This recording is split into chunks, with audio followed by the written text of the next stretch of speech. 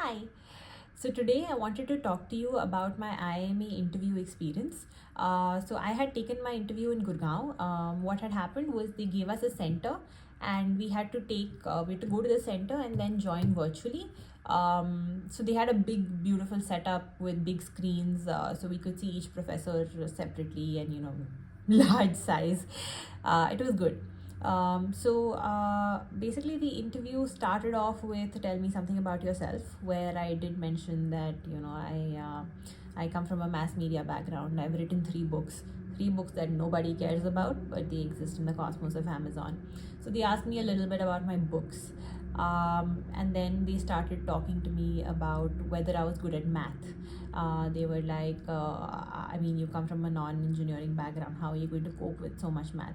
So my answer to that was that I was very honest. So I told them that my first attempt, like I mentioned earlier in a video, in my first attempt at the CAT I got the 55th percentile, and today I'm at a 92nd. So I can definitely work hard. So that's how you frame answers. You show evidence and you make a point that you are working on it. So a lot of people say I'm working on it, but the question is how have you so you have to either mention that I've been taking these classes, or I fared well in these exams as opposed to some other exams in the past. So if you're able to give like a trajectory, it makes a lot more, it adds to the credibility.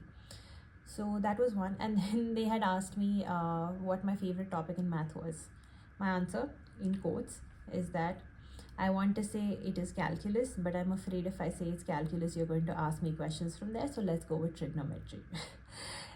Eventually, they asked me a mix of both, but it wasn't really hard. It was like basic stuff, like what is the differentiation of, say, sine x and cos x. Of course, it sounds, if you're an engineer and if you had a fresher, it might sound very silly to you. But for me, it was still a challenge because I had completed my 12th almost 6 years ago. So I was out of touch with all of it, right? So but I remembered, and they asked me for the sine graph and stuff, which was again very simple. So I told them about that. Then we had a long conversation on mental health. We spoke about the Mental Health Act. That's because I take keen interest in mental health.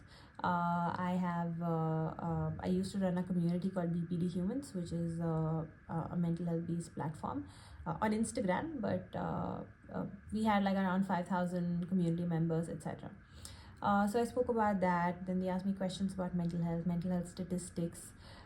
So this is where I want to give you another tip, which is that whatever is your area of interest, know the facts for it, right? So I knew that 1 in 5 people are likely to experience a mental health condition at some point in their lives. And it's helpful to throw those statistics because it shows that you're actually invested. So whatever is your interest, if it is, say, sports also, remember the history of the sport. Remember the biggest achievements in that sport, the best player, as they call them, best players otherwise. So all that becomes important. And then I was asked some factual questions like what is Hagia Sophia? Because I studied at a college called Sophia, they wanted to know about Hagia Sophia in Turkey. So I replied that I think it's a mosque. It is a mosque, but it's also a church. So I didn't mention that, but okay, I guess I guess they discounted that.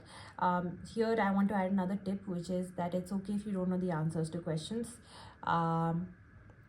You can always say that I'm not very sure of this, but try to make an attempt and make an educated guess. Don't just say something for the heck of it.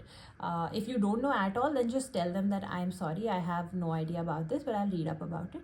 But if you're half sure, then just take a stab at it with the disclaimer that I might be wrong, but here's what I think. So there was that. And then they asked me some questions about the Sri Lankan crisis. Back then it was hot in the news. And they asked me about some topical issues that I can't recall anymore. But that was about it. My interview went on for almost 40 minutes. The mental health talk took up almost 10 minutes. So that was a significant 10 to 12 minutes, I'd say. 10 to 12 minutes. And they did ask me a question on how I would improve the mental health system at IIMA. So I gave some suggestions. And yeah, So that was more or less what my interview was like. I had a gap year. They didn't grill me on it. They did ask me what I did in that 1 year, but I just said that I was, kind of. So I'll make a video on gap years separately, but I told them that I was working on myself and I wanted to be the best version of myself before I'd come to the rigor of a B school. And I also told them that I was preparing for the CAT. This was my third attempt. I genuinely wanted to give it my best, and yeah, I converted.